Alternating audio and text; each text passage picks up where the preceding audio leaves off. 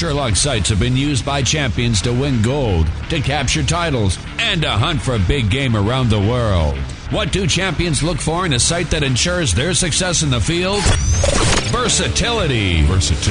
Discover the revolutionary modular design of the SURE-LOC QC. These sights allow you to go from the 3D course to your tree stand by quickly changing a module. Total dependability. The lightweight, lethal weapon hunting sights are the choice for many successful hunters. True micro adjustments, third axis leveling, and complete pin control. Oh yeah. Deadly accuracy. Pivoting slides on SURE-LOC single pin sights plus proper practice makes long range shots both attainable and accurate. SURE-LOC. Nobody does it better. Welcome, BowCasters. This is actually the intro to this little video cast we did here, but we're actually at the end of a 3D course set up by a good friend of ours, John North. This is actually his backyard behind us, and we got a chance to get out early here in the season. This is really both Matt and my first time out shooting 3D, by far a humbling experience. Today we focused on some pretty cool upslope and downslope shots, as well as keeping pace. We're around 9,000 feet here, up and down some hills, so actually focusing on getting from one hole to the next, panting a little bit and getting a shot off. And introduction to Matt Hogue from Sportsman's Warehouse, the archery lead there now at the Aurora store, right? So just kick off, Matt, just kind of a summary of what we did here today. What's your take on the course and what we focused on? Well, this is one of the more challenging courses that I've ever shot.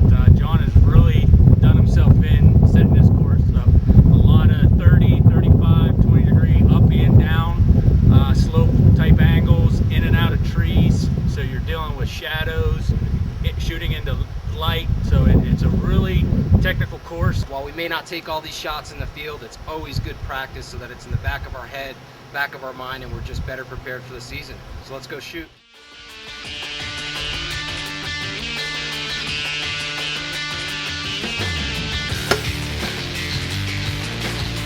What range do we have on that? It's 45 at an up 20 degree angle. I shot it right for 40 yards.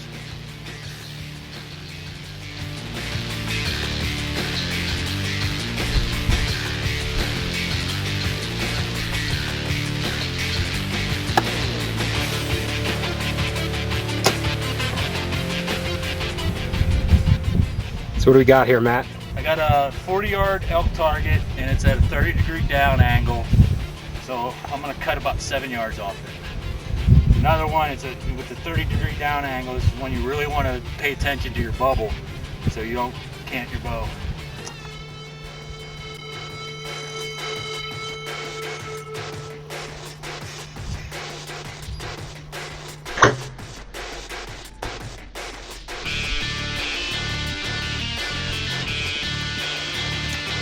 Yeah, you did. See, we got a dead elk.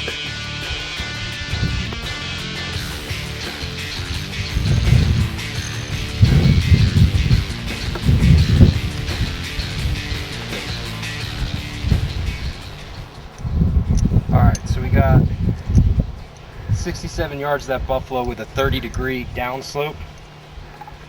So I'm going to put my 57-yard pin on him and see how we do. Now this is, I will mention, this is probably a challenging shot. I'd have to really think about it in the field. But on the 3D range, doing a little pushing here, I'm going to give it a go. I'm liking it. Yeah. So we got a mule deer target here, huh? Yep. And we shoot it at pace. That way we get our heart rate up to simulate altitude and adrenaline. So I'm getting 41 yards at about a 25 degree angle. It's telling me to cut 5 yards off.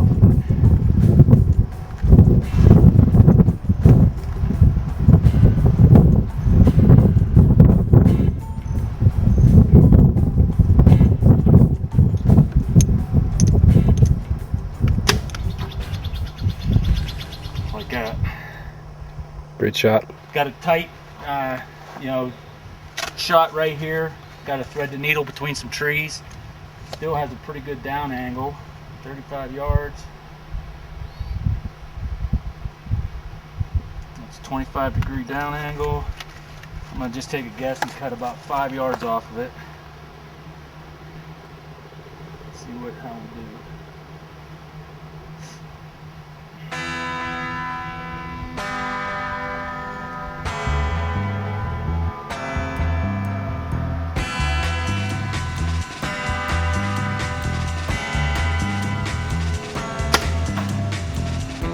Now, a lot of guys would be scared of that shot because of the trees, but once again, use your bubble level, and you gotta forget about the trees and just worry about where you're hitting.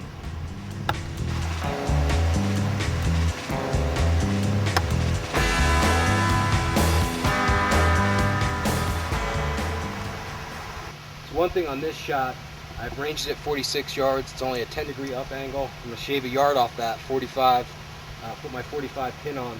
And one thing is, you're seeing footage of this ram up there. You can see there's a lot of rock behind him. Again, this is kind of how we practice on focus. A lot of guys might be a little intimidated to break some arrows. Well, we go ahead and break some arrows, and it gets us better on focusing on the kills on there.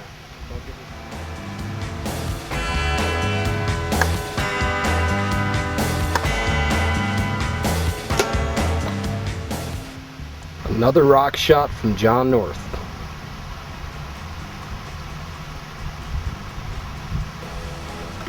.39 yards, pretty much level. But what makes this shot unique is, one, I got an aspen tree about half the distance, that's going to come into play, and then also just the idea of it's completely surrounded by rock. But once again, we're focused on where we're hitting. I'm not worried about what I'm going to miss into it.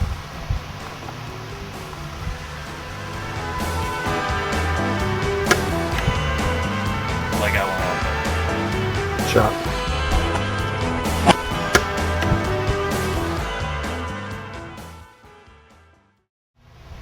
Alright, so I ranged this Jaguar 34.5.